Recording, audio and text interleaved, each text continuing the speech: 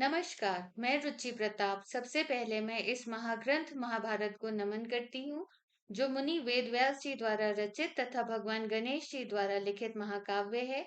इस महाग्रंथ का संस्कृत से हिंदी में अनुवाद गीता प्रेस के श्री राम नारायण दत्त जी शास्त्री महोदय जी ने किया है।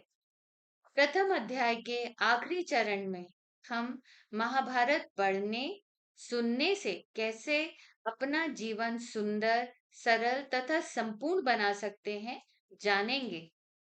महाभारत का अध्ययन अंतःकरण को शुद्ध करने वाला है। जो कोई श्रद्धा के साथ इसके किसी एक श्लोक के एक पद का भी अध्ययन करता है, उसके सब पाप संपूर्ण रूप से मिट जाते हैं।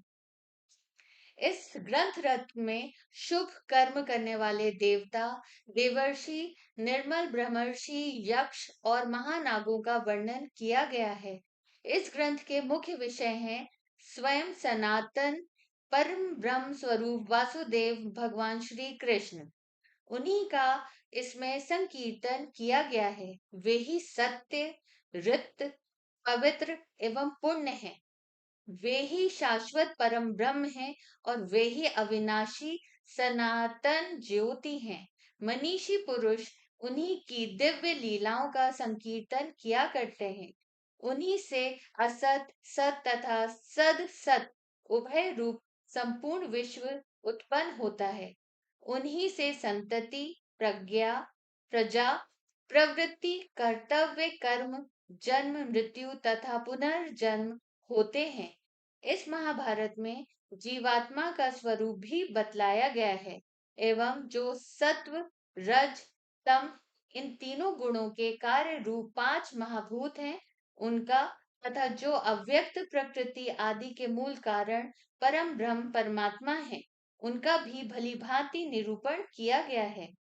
ध्यान योग की शक्ति से संपन्न जीवन मुक्त यतिवर दर्पण में प्रतिबिंब के समान अपने हृदय में अवस्थित उन्हीं परमात्मा का अनुभव करते हैं। जो धर्मपरायण पुरुष श्रद्धा के साथ सर्वदा सावधान रहकर प्रतिदिन इस अध्याय का सेवन करता है, वह पाप ताप से मुक्त हो जाता है।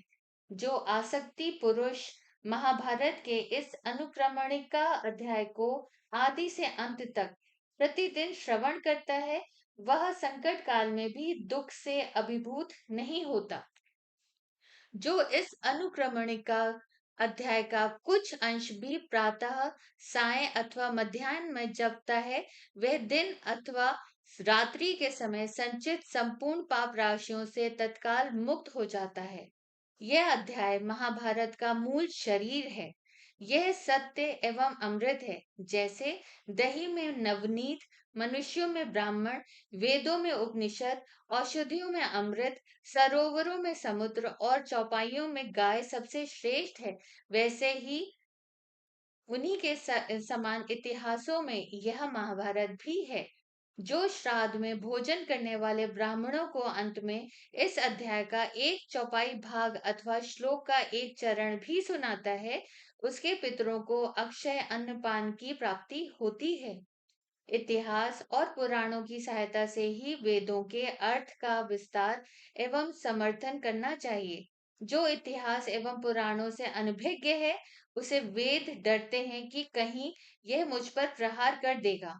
जो विद्वान श्री कृष्ण द्वैपायन द्वारा कहे हुए इस वेद का दूसरों को श्रवण कराते हैं, उन्हें मनोवांछित अर्थ की प्राप्ति होती है और इससे भ्रूण हत्या आदि पापों का भी नाश हो जाता है। इसमें संदेह नहीं है। जो पवित्र होकर प्रत्येक पर्व पर इस अध्याय का पाठ करता है, उसे संपूर्ण महाभारत के अध्ययन का फल मिलता है, ऐसा मेरा निश्चय है। जो पुरुष श्रद्धा के साथ प्रतिदिन इस महर्षि व्यास प्रणीत ग्रंथ रत्न का श्रवण करता है, उसे दीर्घ आयु, कीर्ति और स्वर्ग की प्राप्ति होती है। प्राचीन काल में सब देवताओं ने इकट्ठे होकर तराजू के एक पलड़े पर चारों वेदों को, दूसरे पर महाभारत को रखा। परंतु जब यह रहस्य सहित चारों वेदों की अपेक्षा अधिक भारी निकला, तभी से संसार में यह महाभारत के नाम से कहा जाने लगा। सत्य के तराजू पर तौलने से यह ग्रंथ महत्व, गौरव अथवा गंभीरता में वेदों से भी अधिक सिद्ध हुआ है। अतएव महत्ता, भार अथवा गंभीरता की विशेषता से ही इसको महाभारत कहते हैं। जो इस ग्रंथ के निर्वचन को जान लेता है वह सब पापों से छूट जाता है।